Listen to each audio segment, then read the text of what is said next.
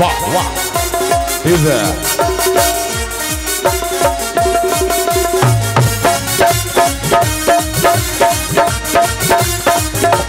Hello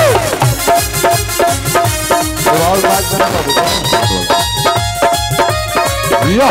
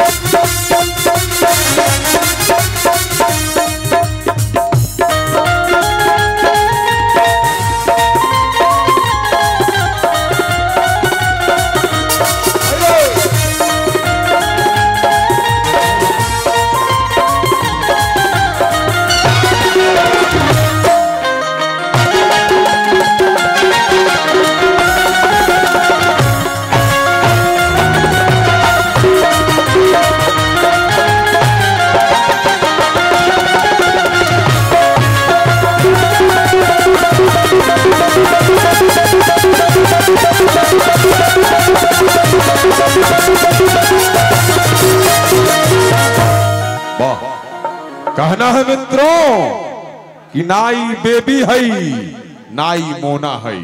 Golu बाबू नाई baby है नाई मोना है। सब संगीत के चाहे वाला खातिर उनका दिल के कोना है। एक बात साफ साफ आप सबके कह देव कि ये असली सिंह सोना है। आई सोना के स्वागत में लव यू बाबू। आगे बढ़िए और अपने सभी चाहते वालों को दिल पे राज कीजिए। और थोड़ा सा मंच पर आप लोग पानी भिजवा देंगे।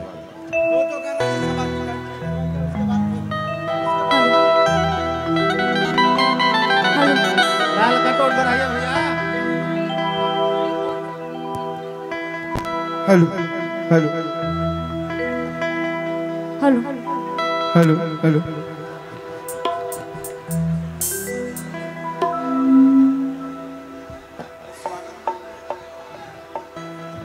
सबसे पहले सोना सिंह की तरफ से प्यार भरा नमस्कार। एक बार ताली बजा के आशीर्वाद दे दीजिए। और हमने के सब लोग सारा कलाकार तिलक में आयल बनी जा। बहुत ही सौभाग्य के बाद बाकी आप सबके इतना प्यार आशीर्वाद मिला था। और भाई की शादी की बहुत सारी शुभकामनाएं।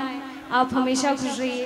अभिषेक जी कुछ पानी का व्यवस्था मंच पे करवाइए। और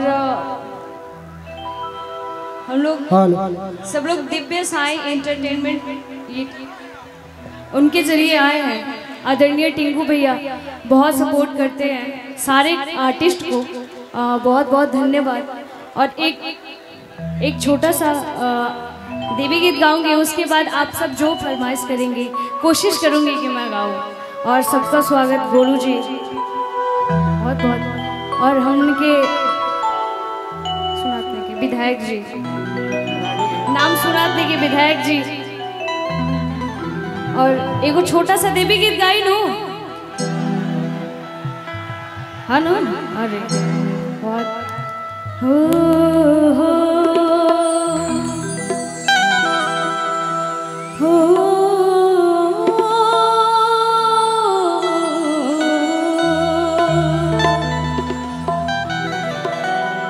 भक्त माई के दरबार में माई से अर्जी करता और माई से कहा था अरे जो न बोले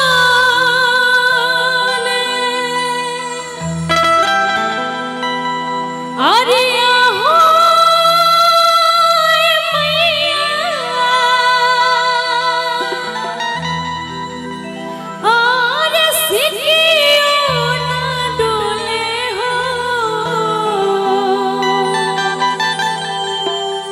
आता है बनवाना कि मैया मोरे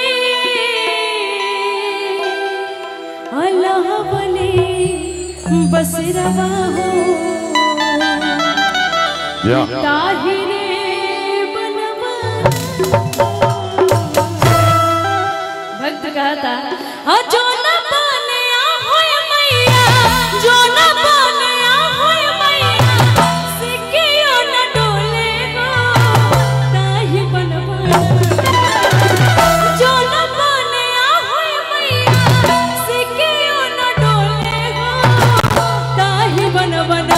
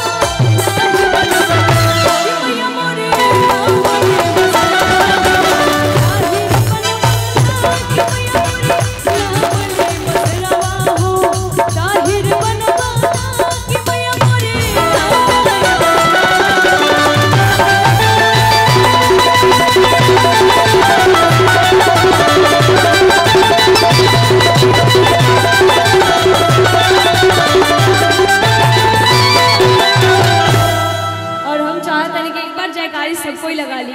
एक बार प्रेम से बोली सच्चे दरबार की। वाह सुंदर और बहुत अति सुंदर। नाल कटोल पे बड़ाई साहब नाल कटोल में हम आपके भजन भाव से प्रसन्न हुए। बहुत बहुत धन्यवाद।